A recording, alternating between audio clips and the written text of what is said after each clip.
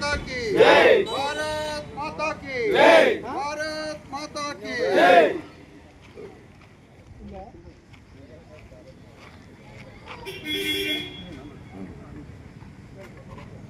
గత 4 రోజుల క్రితం పేదల పెన్నిది బడుగు బలహీన వర్గాల ఆశాజ్యోతి అన్న అంటే ఏ అర్ధరాత్రి అయినా అపరాత్రి అయినా ఎవరికి ఆపతున్నా ఆ ప్లేస్కు పోయి వాళ్ళకి సాయం చేసే నాయకుడు ఈటల రాజేందర్ గారి మీద ఒక 420 ఒక భూ కబ్జాదారుడు తూర్పు జయప్రకాష్ రెడ్డి వారిని అనాచితమైన మాటలు ఏవైతే మాట్లాడిండో వాటిని భారతీయ జనతా పార్టీ తరఫున తీవ్రంగా ఖండిస్తున్నాం.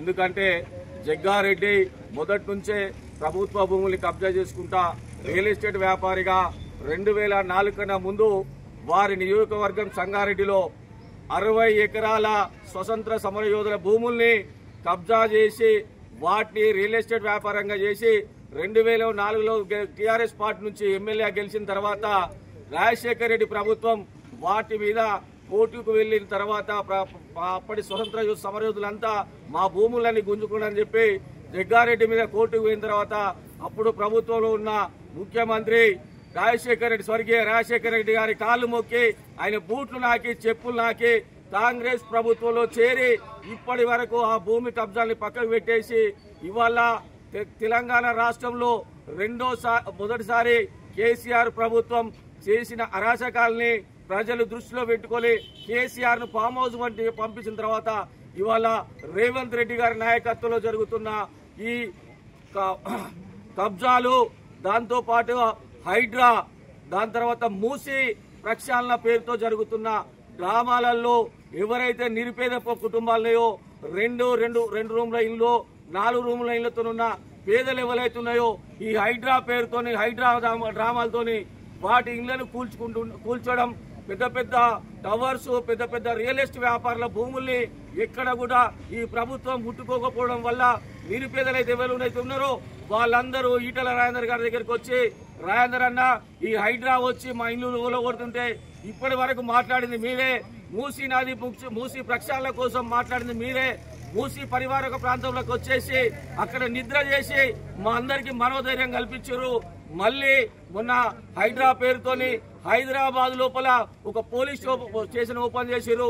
మాకు ఒక రోజు హైడ్రా అని చెప్పి నోటీసులు ఇస్తారు, ఒక దిక్కు రెవెన్యూ నుంచి మాకు నోటీసులు ఇస్తారు. మా ఇళ్లలో పడుకోవాలంటే, మా పిల్లలతో సరిగా భోజనం చేసి నిద్రపోవాలంటే కూడా మాకు భయంగా ఉంది. మీరు వచ్చి మమ్మల్ని కాపాడాలని చెప్పి ఆ ప్రజలు వేడుకునే సందర్భం లోపల ఈటల రాజేందర్ గారు అక్కడికి వెళ్లి ఆ ప్రజల ఆర్తనాలు, వాళ్ళ బాధలు విని ముఖ్యమంత్రి గారికి ఒక విన్నపం చేస్తే ముఖ్యమంత్రి నిజంగానే ఒక పిచ్చోడు, ఒక సైకో ఏదైనా మాట చెప్తే నేను ఎవరి మాట అయినా నాది నేనే చేసుకుంటా అనే మాటల సందర్భంలో మాట్లాడతారు. ఈ రోజు రేవంత్ రెడ్డి కూడా నేను ఎవరి మాటలు వినను, నేను అనుకున్న నిర్ణయం తీసుకుంటా అని చెప్పి అన్న మాట మీద సైకోలాగా ముఖ్యమంత్రి మాట్లాడుతుందని చెప్పారంటే కాంగ్రెస్ నాయకులకు నిద్ర పడతలేదు. ఎందుకంటే పెద్ద పెద్ద టవర్లన్నీ మీ ఉన్నాయి, ఆ టవర్లలో పనిచేసే దాన్ని కట్టే వ్యక్తులంతా మీ వాళ్ళు, మీకు రావాల్సిన మూటాలు, బ్యాంకులు, మీ డబ్బు సంచులు, సూట్ కేసులు మాకు రాకుండా పోతాయని చెప్పి జగ్గారెడ్డి లాంటి ఊర కుక్కను ఈటల రాజేందర్ గారి మీదకి పంపించి వారి మీద అవాకు చవకులు మాట్లాడడానికి ప్రయత్నం చేస్తారు.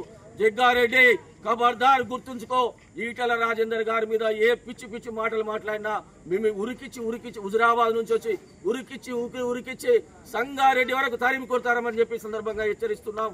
ఖబర్దార్ జగ్గారెడ్డి,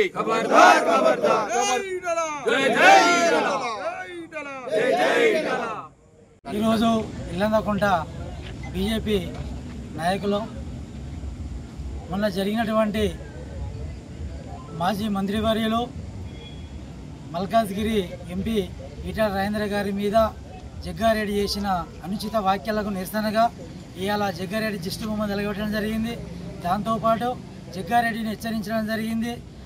అదే కాకుండా మహేష్ గౌడ్ పిసిసి అధ్యక్షులు, Congress party Telangana PCC member అయినటువంటి అతను ఈటల రాజేందర్ గురించి కూడా చెడుగా మాట్లాడడం జరిగింది. అవసరమైతే నీకు దమ్ము ఉంటే మీరు ఏదైతే ఎలక్షన్లలో మేనిఫెస్టోలో ఏదైతే ప్రపోజల్ చేసారో దాన్ని మీరు నిరూపించుకొని మీ కాంగ్రెస్ పార్టీని బలపరచుకోండి. మా ఈటల రాజేందర్కు రాష్ట్ర అధ్యక్షుడు అని చెప్పేసి మీరు తట్టుకోలేక మీ గుండెల్లో దడలు పుట్టి ఇవాళ మౌన మీద లేనిపోని మాటలు మాట్లాడతారు. ఖబర్దార్ జగ్గారెడ్డి గారు. తెలంగాణ ఉద్యమ నాయకుడు మల్కాజిగిరి ఎంపీ గారి మీద గత 3 రోజుల క్రితం జగ్గారెడ్డి అనుచితమైన వ్యాఖ్యలు చేసి వారి యొక్క క్యారెక్టర్ మీద దెబ్బ చేయాలని అధికార పార్టీ సూచన మేరకు కొన్ని అనుచిత వ్యాఖ్యలు చేయడం జరిగింది. దానికి నిరసనగా ఈరోజు ఇల్లంతకుంట మండల కేంద్రంలో వారిది కాంగ్రెస్ పార్టీ పిసిసి అధ్యక్షుడి ఇద్దరిది దిష్టిబొమ్మ దగ్ధం చేయడం జరిగింది.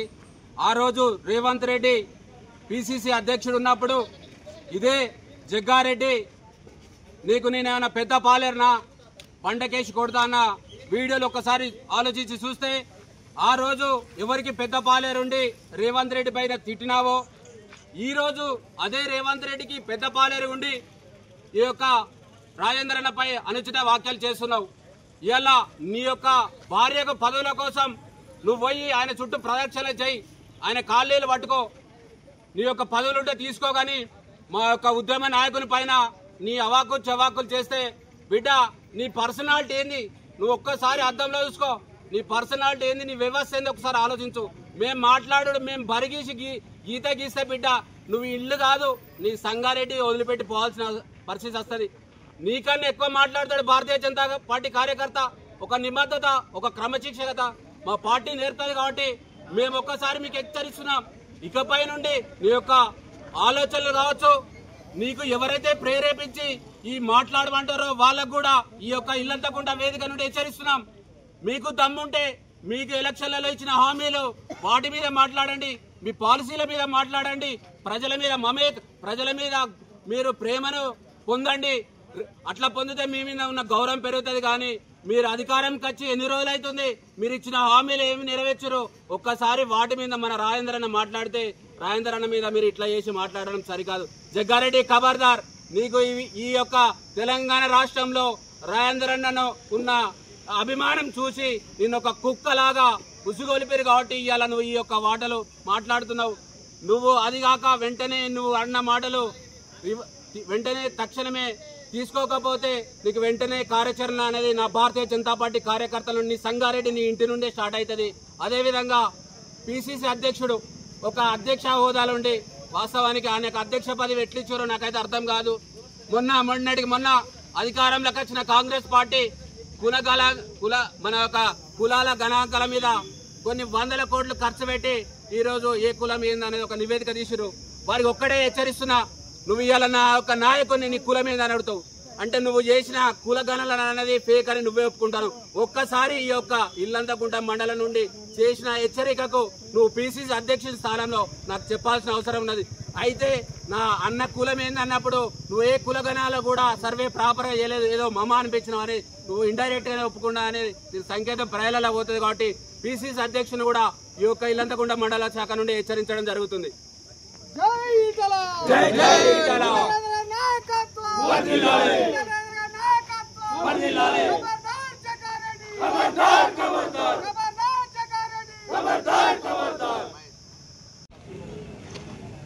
ఈ 3-4 రోజుల కింద నుండి ఈ రాష్ట్రంలో Congress party versus Bharatiya Janata party యొక్క మాటల యుద్ధం కొనసాగుతోంది. 4 రోజుల క్రితం ఈటల రాజేందర్ గారు ప్రెస్ మీట్లో తెలంగాణ రాష్ట్రంలో భారతీయ జనతా పార్టీగా 8 మంది ఎంపీలు, 8 మంది ఎమ్మెల్యేలు, ఎమ్మెల్సీలు ఈ రాష్ట్రంలో ఎప్పుడు ఎలక్షన్లు పెట్టినా ప్రజలు భారతీయ జనతా పార్టీని ఆదరిస్తారు.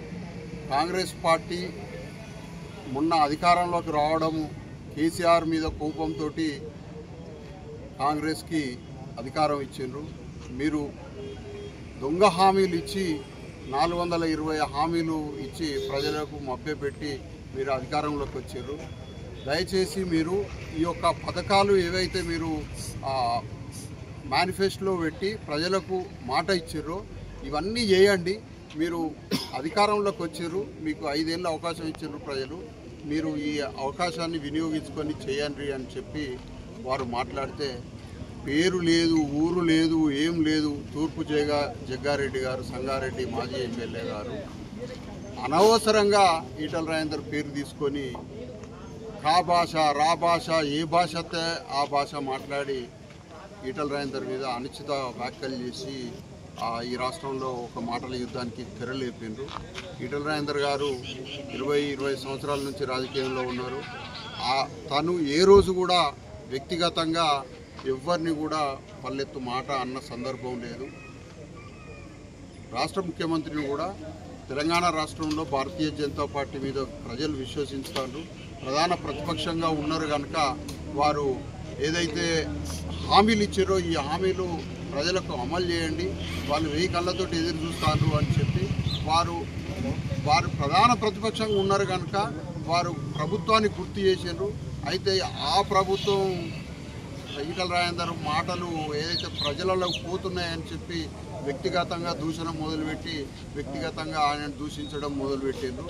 ఇప్పుడు ఈటల రాజేందర్ అన్న మాట్లాడకపోవచ్చు, కానీ భారతీయ జనతా పార్టీ కార్యకర్తలు చాలామంది ఉంటారు. చాలామందికి మీ భాషలన్నీ వస్తాయి కదా, వాళ్ళు మాట్లాడతారు కదా. ఇప్పుడు మీకంటే స్థాయి అలా ఈటల రాజేందర్ మాట్లాడకపోవచ్చు, కానీ చిన్న కార్యకర్త మాట్లాడితే మీ పరిస్థితి ఏంది ఒకసారి ఆలోచించుకోండి. ఇప్పుడు ఎవరు మాట్లాడితే భారతీయ జనతా పార్టీ ముందు ప్రభుత్వాన్ని ఎదుర్కొన్నది భారతీయ జనతా పార్టీయే. ఈరోజు మీరు దొంగ హామీలు ఇచ్చి ప్రభుత్వాన్ని నడుపుతుంటే కూడా మీకు గుర్తు చేసేది కూడా భారతీయ జనతా పార్టీ. గౌరవ రాష్ట్ర అధ్యక్షులు కిషన్ రెడ్డి గారు మాట్లాడితే వాళ్ళను కిషన్ రెడ్డి గారిని మాట్లాడిండ్రు. గౌరవ బండి సంజయ్ గారు మాట్లాడితే వారిని మాట్లాడిండ్రు. ఈటల రాజేందర్ మాట్లాడితే వారిని మాట్లాడుతున్నారు. వ్యక్తిగత మీకు పనిచేతగా వ్యక్తిగత దూషణలు చేసుకుంటా ఎన్ని రోజులు సాగిస్తారు ఈ పరిపాలన? ఇప్పుడు 2 ఏళ్ళు అయిపోయింది. మీకు దమ్ముంటే స్థానిక సంస్థ ఎన్నికలు పెట్టే దమ్ముందా మీకు? స్థానిక 2 సంవత్సరాలు అవుతుంది కదా స్థానిక సంస్థలు అయిపోయి. మీ రాహుల్ గాంధీ గారు సంవిధాన్ ఖత్రేమే అని చెప్పి రాజ్యాంగాన్ని పట్టుకొని తిరుగుతాడు. ఈ రాజ్యాంగంలో స్థానిక సంస్థలు ఎన్నికలు పెట్టకుండానే ప్రభుత్వాన్ని నడపమని ఉందా? ఒకసారి ఆలోచించుకోండి. కాంగ్రెస్ నాయకులారా ఒక్కసారి ఆలోచించుకోండి. మీరు మొన్నటి ఎలక్షన్లో సంవిధాన్ ఖత్రేమే అని చెప్పి దొంగ మాటలు మాట్లాడి భారతీయ జనతా పార్టీ మీద దుష్ప్రచారం చేసి మీరు ఎలక్షన్లో గెలిచే ప్రయత్నం చేసినారు. అయినా కూడా ప్రజలు, దేశవ్యాప్తంగా ఉన్న ప్రజలందరూ కూడా మీకు కర్రగాల్చి వాత పెట్టారు కదా.